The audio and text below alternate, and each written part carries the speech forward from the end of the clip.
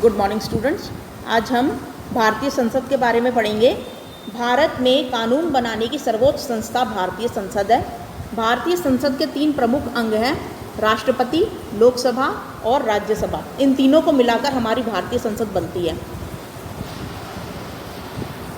राष्ट्रपति का चुनाव लोकसभा प्लस राज्यसभा एवं प्लस राज्य विधानमंडलों के निर्वाचित सदस्य करते हैं। यानी कि हमारे राष्ट्रपति का जो चुनाव है, भारत के राष्ट्रपति का जो चुनाव है, उसका कौन कौन करता है ये चुनाव राष्ट्रपति का? तो लोकसभा के सदस्य, राज्यसभा के सदस्य प्लस जो राज्य में विधानमंडल होते हैं उनके सदस्य, जो निर्वाचित सदस्य होते हैं, वो मिलकर राष्ट्रपति को चुनते हैं। नेक्स्ट है संसद के सदन। अब संसद में 2 सदन होते हैं, एक होता है लोकसभा और एक राज्यसभा। लोकसभा में कुल सदस्य कितने होते हैं? 545 और राज्यसभा में कुल सदस्य होते हैं 250। इसको आप ज़िंदगी भर के लिए याद करके रख लीजिए। क्यों? क्योंकि ये 12वीं क्लास तक जो है ऐसे ही चलेगा और आपका जो इसको याद करके रखिए, क्योंकि 12वीं क्लास तक ये आपके काम में आएगा। ठीक है, तो ये याद करना ज़रूरी है। सदस्यों की संख्या प्लस संसद में कौन कौन से सदन होते हैं और किन किन को मिलाकर संसद बनती है। राष्ट्रपति, लोकसभा और राज्यसभा, इन तीनों को मिलाकर हमारी भारतीय संसद बनती है, जो कि सर्वोच्च संस्था है। ठीक है, ये सारे फैक्ट्स याद रखने हैं आपको आगे के लिए भी, बड़ी क्लासेस के लिए भी। अच्छा, अब इन 545 जो सदस्य हैं लोकसभा के, उनमें से 543 तो डायरेक्ट इलेक्ट होकर आते हैं। यानी कि 545 में से जो 543 जो सदस्य हैं, मेंबर ऑफ पार्लियामेंट्स हैं, उनको हम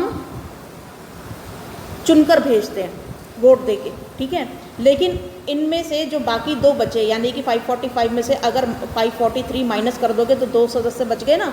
तो ये जो 2 सदस्य होते हैं, ये आंग्ल भारतीय समुदाय के होते हैं, जिन्हें राष्ट्रपति द्वारा मनोनीत किया जाता है। यानी कि जो ये 2 सदस्य जो बच गए हैं, ये एंग्लो इंडियन परिवार से होते हैं। एंग्लो इंडियन मतलब 1947 से पहले कुछ लोगों ने अंग्रेज़ों से शादी कर ली थी, तो उनके जो आगे की संतति जो थी वो आंग्ल भारतीय कहलाए। यानी कि इंग्लैंड के निवासी प्लस इंडिया के निवासी। ठीक है, तो वो आंग्ल भारतीय यानी कि एंग्लो इंडियन कहलाए, और उन्होंने फिर बाद में इंडिया की सिटीजनशिप ले ली। तो ये उसी समुदाय के सदस्य होते हैं। यानी कि उन्हीं की आगे की जो पीढ़ी होती है, उनको राष्ट्रपति द्वारा लोकसभा में मनोनीत कर दिया जाता है, सदस्यता दे दी जाती है पार्लियामेंट में। ठीक है, 2 जनों को। तो ये एंग्लो इंडियन परिवार से होते हैं। नेक्स्ट है राज्यसभा।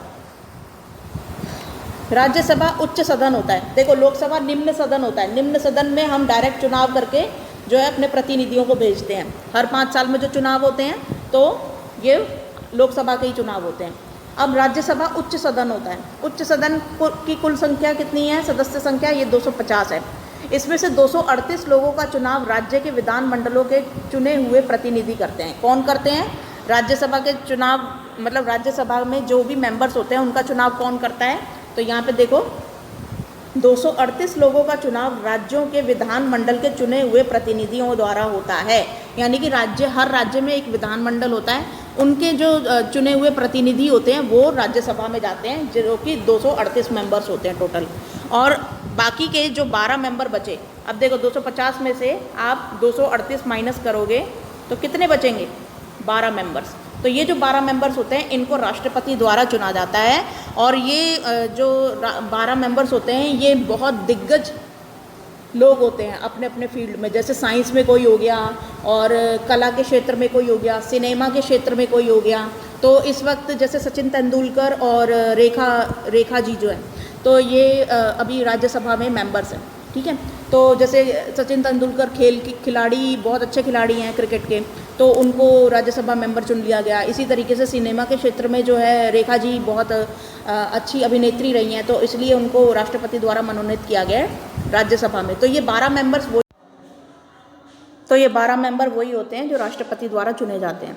ठीक है, तो यहाँ पर अब नेक्स्ट पढ़ते हैं, अपने लोकसभा क्षेत्र एवं सांसद का नाम पता करके लिखिए। तो अपने लोकसभा क्षेत्र, हमारा लोकसभा क्षेत्र कौन सा है? तो हमारा लोकसभा क्षेत्र है दक्षिण दिल्ली। दक्षिण इसको थोड़ा बड़ा कर लेती हूँ। दक्षिण दिल्ली, दक्षिण दिल्ली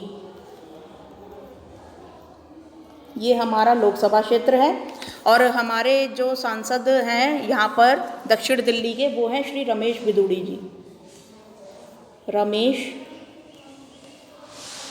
बिदूड़ी जी।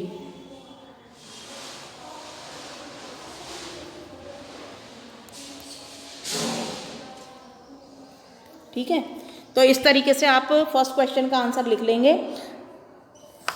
हमारे लोकसभा क्षेत्र का नाम है दक्षिणी दिल्ली और हमारे क्षेत्र के सांसद का नाम है श्री रमेश बिदूड़ी जी, लिख लेना। नेक्स्ट है, पता लगाइए कि राष्ट्रीय राजधानी क्षेत्र दिल्ली में कितने सांसद लोकसभा में हैं एवं कितने सांसद राज्यसभा में हैं, उन सभी के नाम भी लिखिए। तो यहाँ पर मैं एक लिस्ट दिखा देती हूँ, तो ये आप लिस्ट कॉपी कर लेना।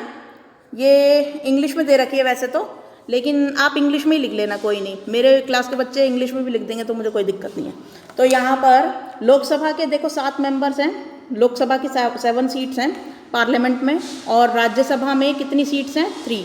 तो यहाँ पर देखो चांदनी चौक से डॉक्टर हर्षवर्धन जी हैं और ईस्ट दिल्ली से गौतम गंभीर जी हैं, न्यू दिल्ली से श्रीमती मीनाक्षी लेखी हैं और नॉर्थ ईस्ट दिल्ली से मनोज कुमार तिवारी और ये श्री हंसराज हंस, और फिर साउथ दिल्ली से श्री रमेश बिदूड़ी जी अभी हमने लिखा, और वेस्ट दिल्ली से जो है परवेश साहेब सिंह। ठीक है, तो ये सारे आप उतार लेना। नेक्स्ट है राज्यसभा में 3 मेंबर्स हैं हमारे, वो हैं श्री नरेंद्र दास गुप्ता और श्री सुशील कुमार गुप्ता और श्री संजय सिंह। तो ये आप इस तरीके से कॉपी कर लेना पूरा चार्ट। ठीक है, तो ये सेकंड नंबर का क्वेश्चन था जो अभी मैंने दिखाया। अब थर्ड नंबर क्वेश्चन है, अगर एक बात समझ लो यहाँ पर कि सेकंड नंबर क्वेश्चन तो सभी के लिए सेम ही है, बाकी फर्स्ट नंबर क्वेश्चन जो है वो आप अपने, अगर जैसे आप ईस्ट दिल्ली में रहते हैं या साउथ ईस्ट दिल्ली में रहते हैं तो आप इस वाले चार्ट को फॉलो करना। आप पहले पूछ लेना अपने पेरेंट्स से या किसी बड़े से, अपने टीचर से कि आपका जो क्षेत्र है वो कौन सा है दिल्ली का, मतलब आपका जो वार्ड नंबर पड़ता है या कॉन्स्टिट्यूंसी जो पड़ती है वो कौन सी पड़ती है। अगर आपका चांदनी चौक कॉन्स्टिट्यूंसी है तो आप अपने सांसद का नाम ये वाला लिखोगे, डॉक्टर हर्षवर्धन। अगर आप ईस्ट दिल्ली में रहते हैं जैसे लक्ष्मी नगर वगैरह में तो आप ये वाला लिखोगे, गौतम गंभीर। और अगर आप वेस्ट दिल्ली में रहते हो तो आप फिर ये वाला लिखोगे, परवेश साहिब सिंह। ठीक है, तो हमारा तो साउथ दिल्ली पड़ता है मेरे स्कूल का, तो मैं यहाँ पर रमेश बिदूड़ी हमने लिखा फर्स्ट क्वेश्चन के आंसर में, ये वाला।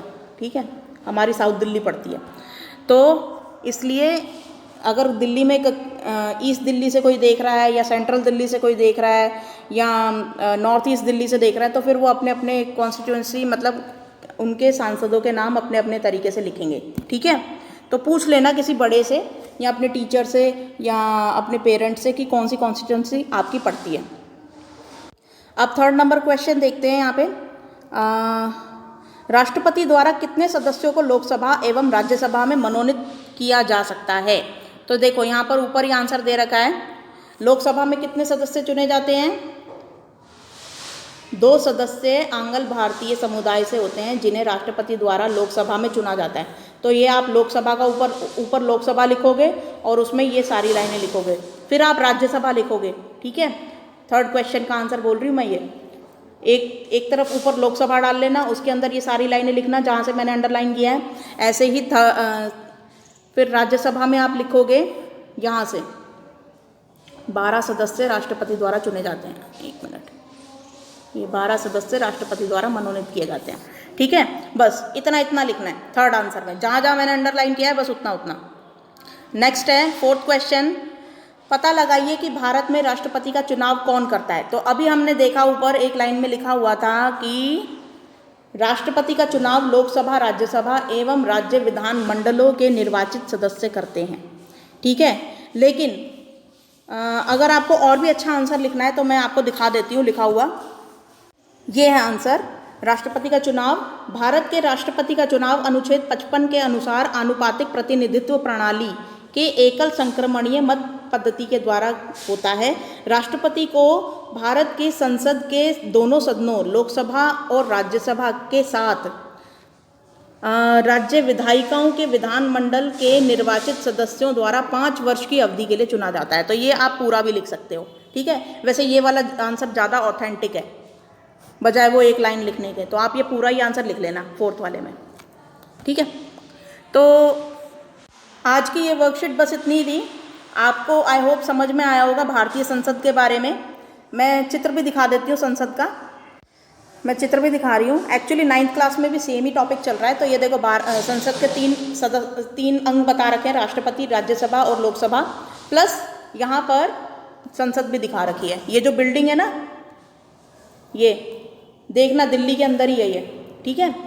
दिल्ली में पार्लियामेंट की बिल्डिंग है, तो ये वो बिल्डिंग है। अब पार्लियामेंट की नई बिल्डिंग बन रही है, जब बनेगी तब बनेगी, लेकिन यही हमारी अभी पार्लियामेंट है और यही 1947 से चली आ रही है, ठीक है, पार्लियामेंट, संसद, ठीक है।